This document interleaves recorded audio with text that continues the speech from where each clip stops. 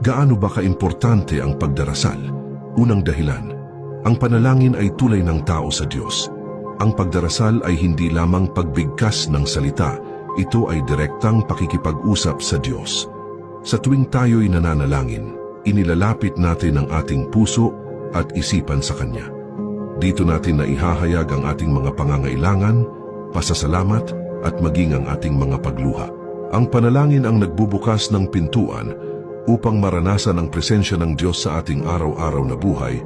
Manalangin kayo ng walang patid.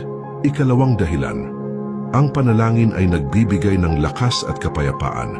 Sa gitna ng problema, ang panalangin ang nagbibigay ng katahimikan sa puso at lakas para magpatuloy. Kapag binibigkas natin ang ating mga hinaing at ibinabalik sa Diyos ang ating mga pasanin, nagkakaroon tayo ng kapahingahan. Sa halip na malunod sa pag-aalala, ang panalangin ang nagtuturo sa atin na magtiwala sa Diyos na may hawak ng lahat. Huwag kayong mabalisa tungkol sa anuman, kundi sa lahat ng bagay ay ipahayag sa Diyos ang inyong mga kahilingan sa pamamagitan ng panalangin na may pasasalamat. Ikatlong dahilan, ang panalangin ay nagbubunga ng pagbabago at katagumpayan. Ang taong paladasal ay hindi nananatiling pareho.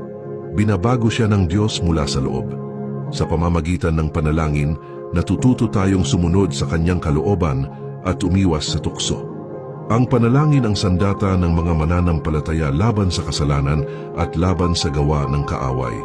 Sa pananalangin, natatamo natin ang tagumpay na mula sa Diyos.